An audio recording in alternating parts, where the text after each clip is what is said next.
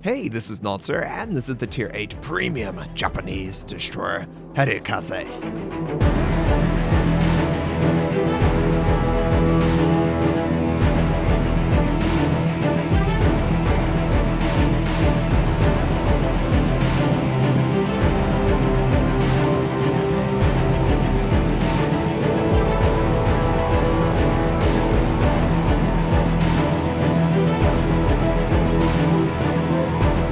Now, this is a premium ship, Notser. What do I get? Well, 3 different hulls. Yeah, A, B, and a C hull.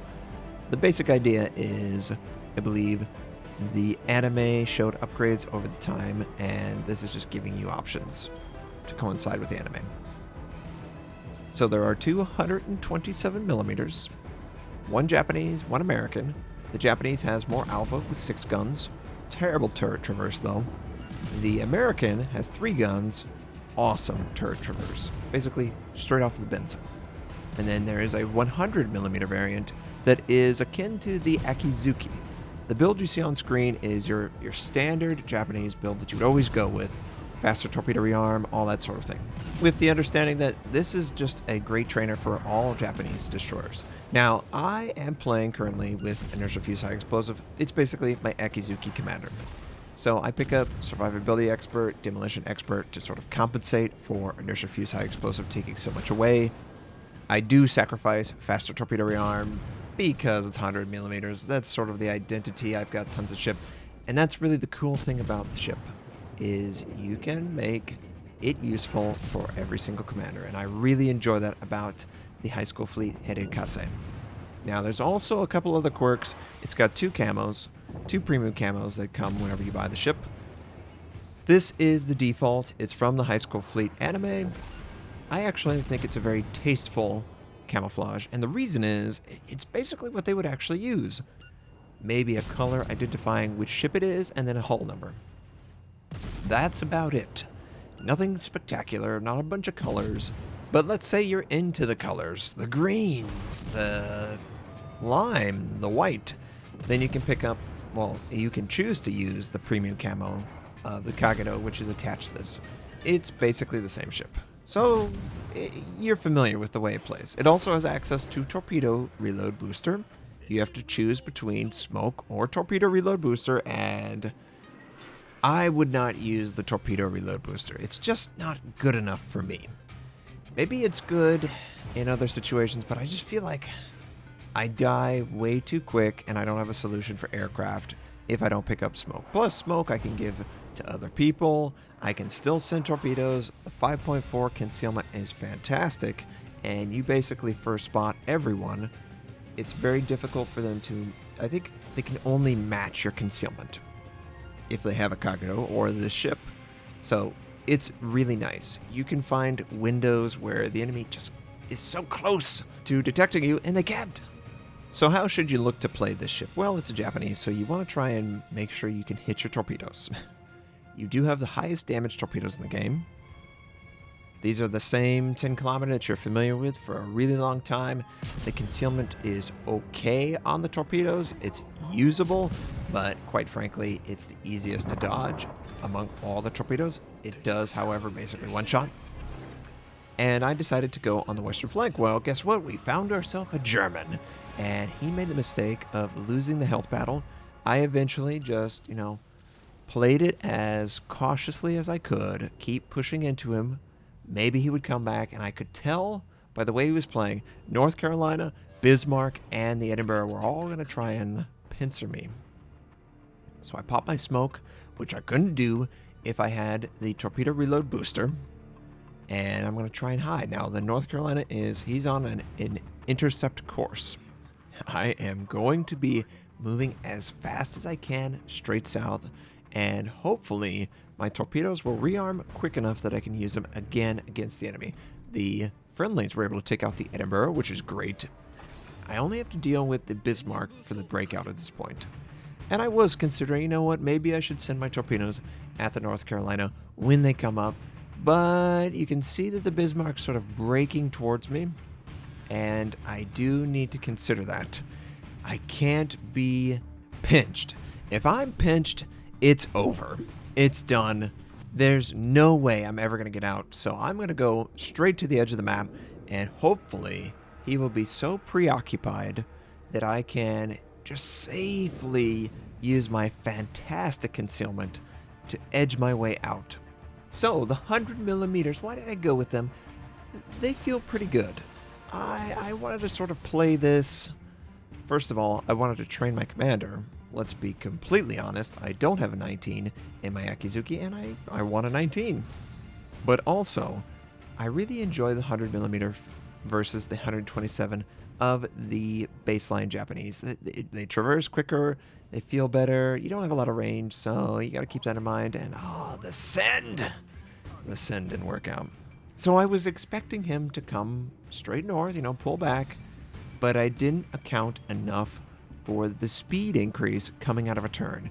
Remember, I've said that so many times. The torpedoes are fast, but they're not fast enough.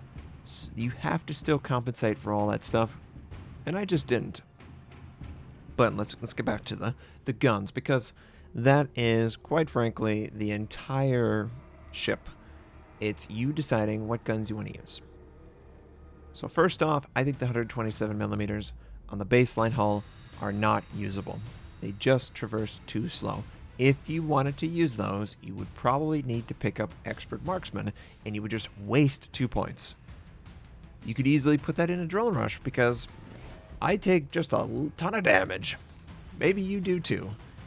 And you're just having to compensate for the slow turret traverse to get a little bit extra alpha at 9.4 kilometers. It could be better.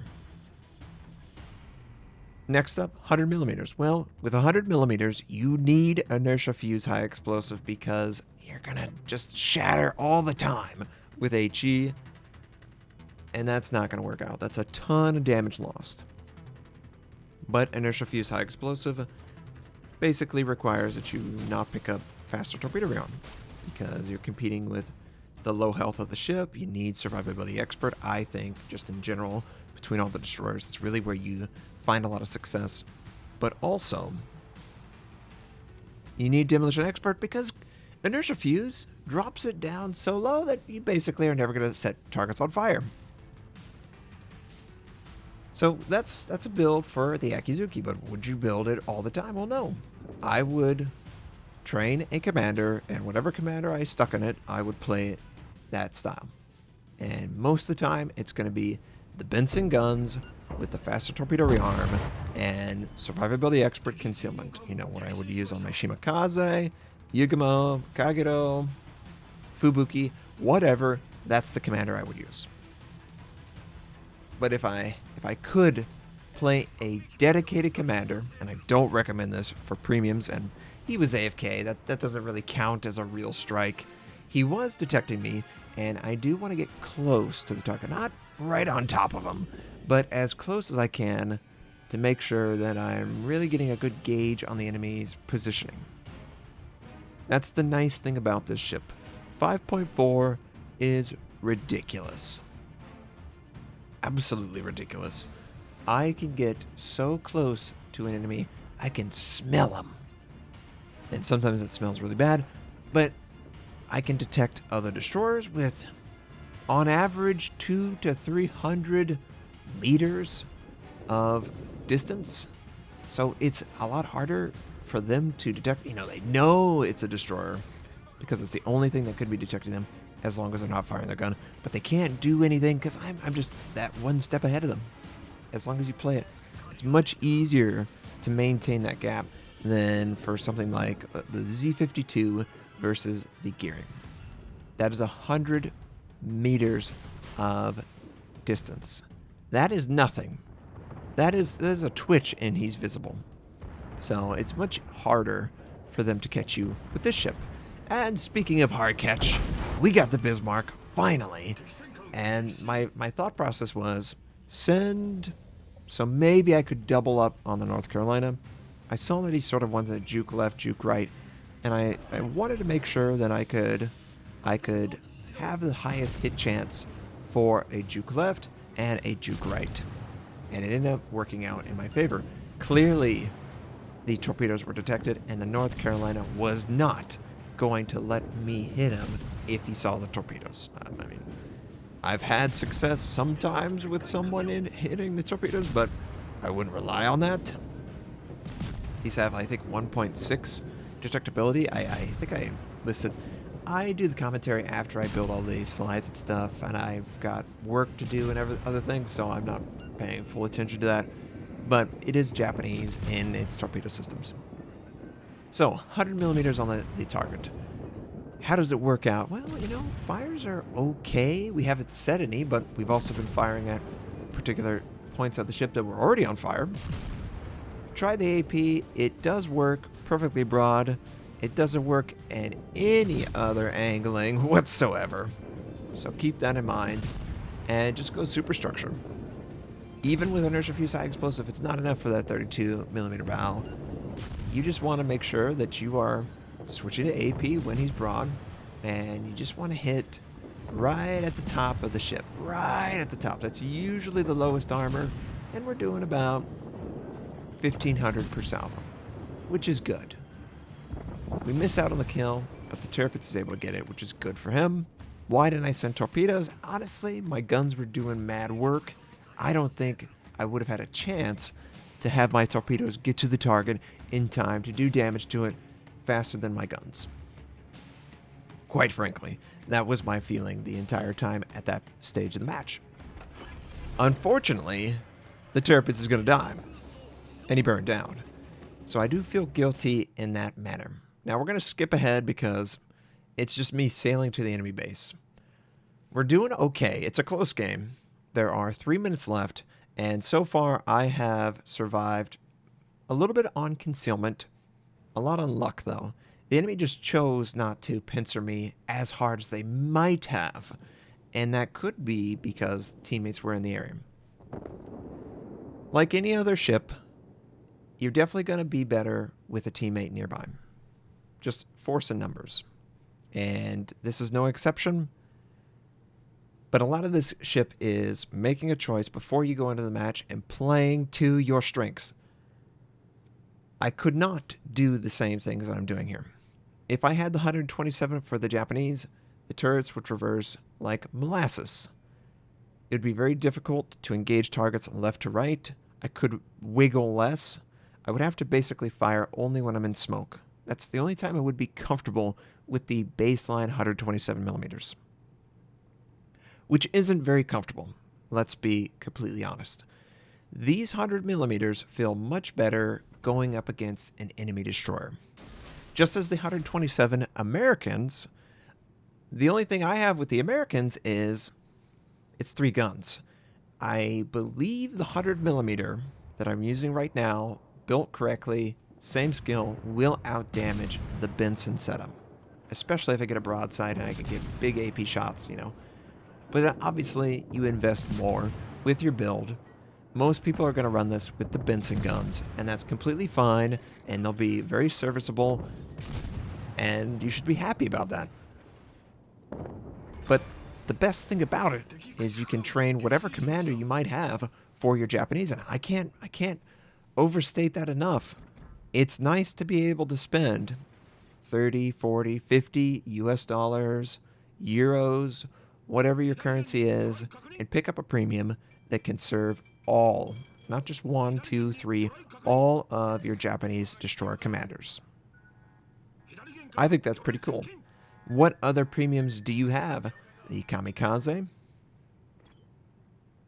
I'm trying to think, honestly. I mean, there's variant, the Fujin, the Kamikaze R, they're basically all the exact same.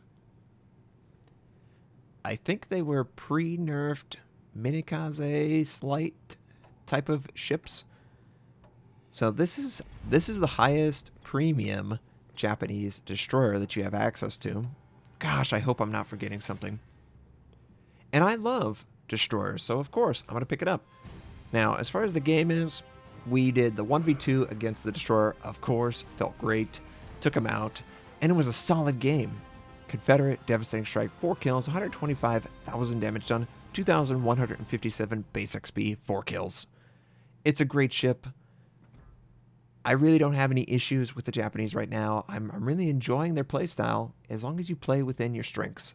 I hope you enjoyed seeing this. I hope you have a fantastic day, and I'll catch you next time.